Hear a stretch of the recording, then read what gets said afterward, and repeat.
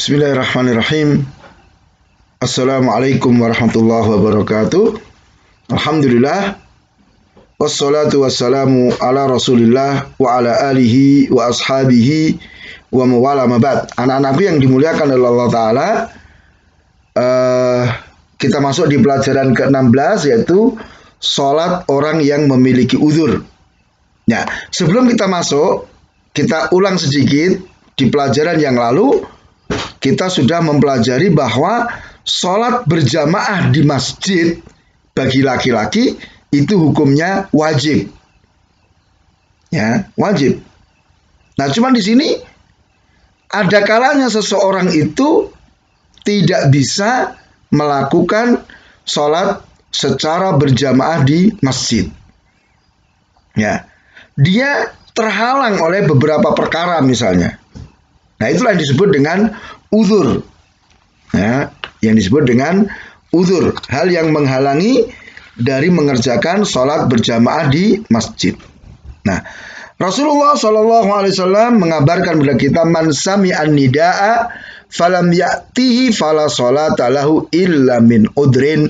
Barang siapa mendengar azan lalu dia tidak mendatanginya, berarti dia tidak datang ke masjid, maka tidak ada sholat baginya.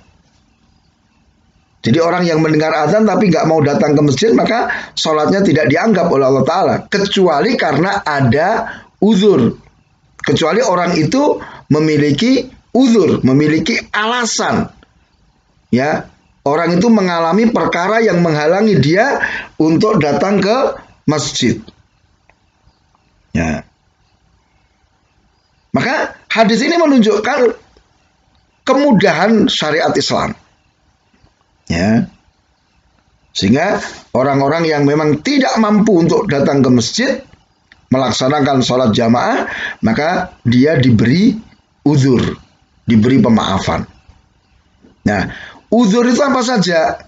Jadi apa saja perkara-perkara yang bisa dijadikan alasan, diterima alasan untuk tidak datang ke masjid melaksanakan sholat berjamaah. Di sini disebutkan ada 6. Nah, yang pertama sakit. Jadi orang yang sakit maka gugur kewajiban untuk sholat berjamaah di masjid. Yang kedua, musafir, orang yang sedang bepergian. Ini juga boleh tidak berjamaah di masjid. Kemudian hujan lebat, sehingga orang itu berat, sulit untuk ke masjid.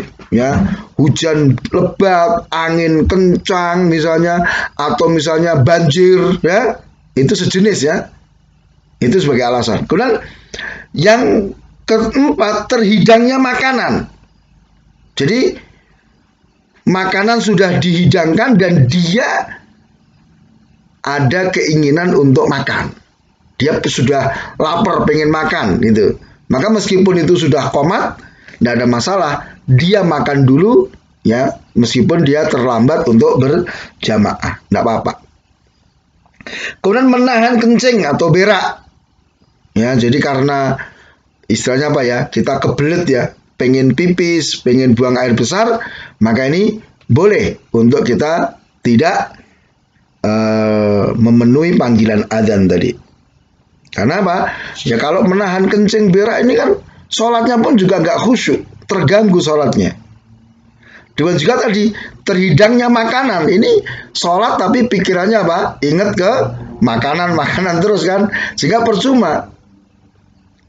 Karena inti daripada pelaksanaan sholat itu adalah khusyuk. Nah, karena pikirannya kepada makanan, kemudian kondisi dia harus menahan kencing dan berat, ini kan akan mengganggu kekhusyukan dia. Kemudian yang ke-6, menjaga sesuatu yang dikhawatirkan hilang. Ya, jadi misalnya kalau di rumah itu ada barang berharga yang kalau dia tinggal ke masjid kemungkinan itu akan dicuri orang karena nggak ada yang jaga gitu loh. Maka boleh dia tidak datang ke masjid dalam rangka untuk menjaga sesuatu yang dikhawatirkan hilang kalau ditinggal. Kemudian anak-anakku yang saya muliakan, ada pembahasan di sini tentang datang ke masjid dengan bau yang tidak sedap. Ya, jadi hukumnya bagaimana? Kita datang ke masjid dengan membawa bau yang tidak sedap. Misalnya ya mungkin bau keringat yang menyengat, atau mungkin kita bau mulut kita habis makan pete, makan jengkol, atau makan bawang, sehingga mengeluarkan bau yang tidak enak. Maka di sini orang yang memiliki bau yang tidak sedap itu dilarang datang ke masjid karena mengganggu. Ya, mengganggu jamaah lain yang sholat berjamaah. Ya, kalau terganggu dengan bau akhirnya apa? Sholatnya tidak khusyuk. Ya, Rasulullah SAW mengabarkan kepada kita, man akalal basala wasauma wal karratha fala yaqrabanna masjidana fa innal malaikata tata'adza mimma yata'adza minhu banu Adam. Barang siapa yang telah memakan bawang merah, memakan bawang putih, bawang bakung, dan yang semisal yang mengeluarkan bau-bau tadi, termasuk pete, jengkol atau yang lainnya ya, termasuk bau rokok, maka Rasul mengatakan apa? Janganlah ia mendekati masjid kami. Artinya apa? Jangan dia masuk sholat di masjid kami. Kenapa? Karena malaikat terganggu sebagaimana terganggunya manusia. Ya, maka hendaknya kita datang ke masjid dengan penampilan yang paling bagus. Ya, Allah Ta'ala perintahkan, ya, khudh zinataka inda kulli masjidin. Pakailah perhiasanmu setiap kali kamu ke masjid. Ya, jadi pakailah pakaian yang bagus, kemudian berpenampilan yang wangi, harum, ya, supaya ini apa? Menambah kekhusyukan kita dalam mengerjakan sholat. Coba seandainya nih kita sholat, kemudian di samping kita tuh orangnya bau, kita bisa khusyuk enggak?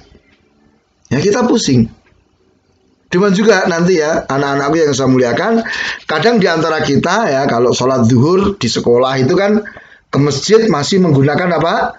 Kaos kaki, masih memakai kaos kaki. Lah dilihat, kalau kaos kakinya itu bau ya jangan dipakai, dilepas. Karena itu mengganggu. Ya, bagaimana kita misalnya sujud, ya di depan kita itu ada orang memakai kaos kaki yang bau. Ya, bau nggak enak. Kira-kira bisa khusyuk enggak? Tidak. Dan ini mengganggu. Itu enggak boleh ya kita sholat mengganggu jamaah yang lainnya. Maka hendaknya sekali lagi kita memakai wangi-wangian ya, supaya kita harum di masjid itu. Demikian, subhanakallahumma wa bihamdika asyhadu an la ilaha illa anta astaghfiruka wa atubu ilaik. Wassalamualaikum warahmatullahi wabarakatuh.